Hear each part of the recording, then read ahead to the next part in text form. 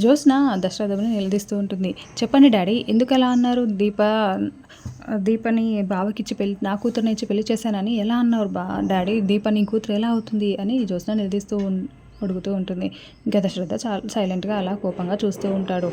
మరోవైపు జ్యోత్స్న అదే డాడీ వాళ్ళ అమ్మ నాన్న చచ్చిపోయారు కదా, చచ్చిన వాళ్ళని ఉన్నారని ఎలా అంటారు? వాళ్ళ అమ్మ నాన్న ఉన్నారని వాళ్ళ అమ్మ నాన్న వేరే కదా అని అంటూ ఉంటే, దీప అమ్మ నాన్న చచ్చిపోలేదు, బ్రతికే ఉన్నారు అని దశరథ చాలా సీరియస్గా అంటూ ఉంటాడు.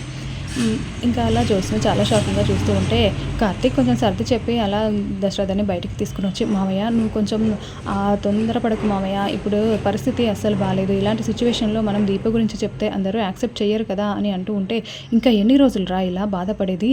ఆ కుబేర నా కూతుర్ని ఎంత చక్కగా పెంచాడో తనని చూస్తుంటేనే అర్థమవుతుంది కదా, తన దగ్గర ఎన్ని కష్టాలు పడిందో, ఇప్పుడు పెళ్ళైన ఇప్పుడు ఇంత నాకు తెలిసిన తర్వాత కూడా ఇప్పుడు కూడా ఇన్ని కష్టాలు పడడం ఎందుకురా అని దశరథ అంటూ ఉంటే, అంటే నన్ను పెళ్లి చేసుకొని నీ కూతురు కష్టపడుతుందని ఇక్కడ ఇబ్బంది పడుతుందని అనుకుంటున్నావా మామయ్య అని అంటూ ఉంటే దశరథ, అది కాదురా, నా కూతురికి మేము ఉన్నాక కూడా ఎందుకు తనకి ఏం తల్లిదండ్రులు లేనట్టుగా ఎందుకు ఉండాలి? నా కూతురులాగే ఉండాలిరా, ఖచ్చితంగా నేను అందరికీ చెప్పేస్తాను అని అంటూ ఉంటే, మామయ్య ఇప్పుడు మనం అత్తయ్యని కాపాడుకోవాలి, అత్తయ్య ఉన్న ఇలాంటి పరిస్థితుల్లో ఇప్పుడు ఇలాంటి పెద్ద పెద్ద విషయాలన్నీ చెప్పి తనని బాధ పెట్టి తన ఆరోగ్యం పాడైపోయేలా చేయడం ఎందుకు మామయ్య, కొంచెం ఆలోచించు ఆగా అని బ్రతిమలాడుతూ ఉంటాడు కార్తీక్.